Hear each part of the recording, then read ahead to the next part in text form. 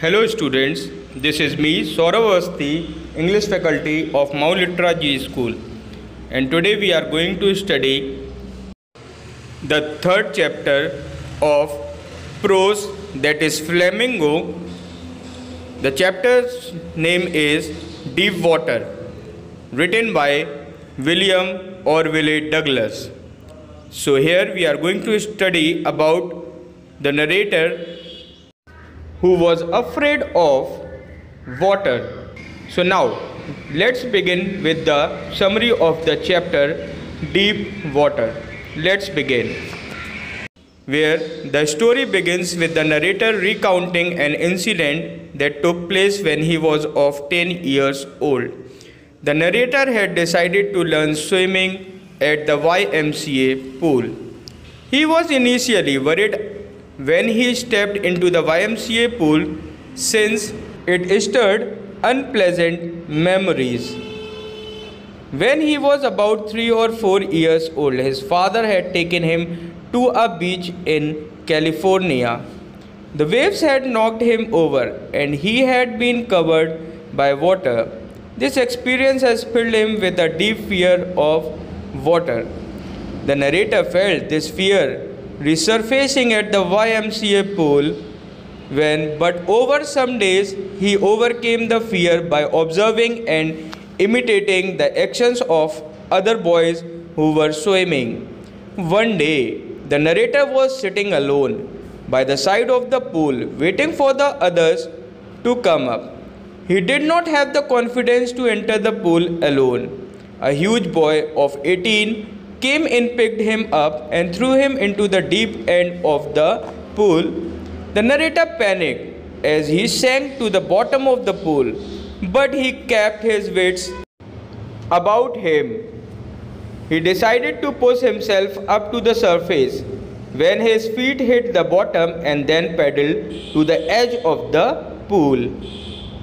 Unfortunately, he came up slowly.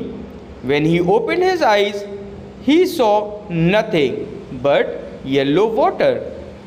He started to panic as he rose, especially when he could not get his face out of the water. As he sank slowly back down, he started to lose his breath and was suddenly stiff with fear. He reached the bottom and he jumped again. Coming up slowly up, he was overcome with terror again and froze. So now he almost came up, but again went back under. Darkness surrounded him as he gave up the struggle to survive, exhausted. Death seemed to welcome him and he lost consciousness. The next thing he knew, he was lying beside the pool, vomiting the water he had swallowed. He had been pulled out of the water just in time, but still, this incident left him feeling vulnerable and helpless, and from that day, he was terrified again of water. As he grew older, this fear stayed with him and ruined his fishing trips. It prevented him from enjoying simple joys of life like canoeing, boating, and swimming. Finally, he decided to learn swimming from an instructor. He started practicing 5 days a week at a pool. First, he swam repeatedly up and down a pool with a belt that was attached to an overhead rope that the instructor gave him. He panicked every time he went underwater, but this subsided over 3 months. The instructor then taught him to breathe and kick properly, and eventually he learned to swim without help. The narrator was overjoyed but wondered if he could swim alone without his instructor's support. He managed just fine.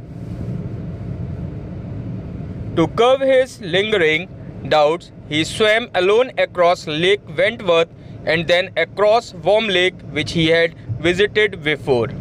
He did experience his old fear once in Lake Wentworth, but was able to ignore it.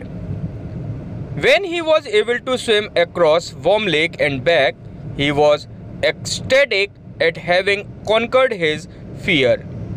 The narrator ends the story by quoting Franklin D. Roosevelt's words, "All we have to fear is fear itself." His near-death experience had only made him stronger. So, finally, he felt liberated. So here it proves that if you are a determined, self-determined and hard worker, then you can achieve your goal and you can overcome any fear. So finally, you have to be strong. This story tells you that how you can win your fear and do what you want to do in your life. So finally, be confident and be positive throughout your life. Okay, so this was the chapter Deep Water of Flamingo. Now, thank you so much. Stay safe and stay healthy and be at home. Thank you so much.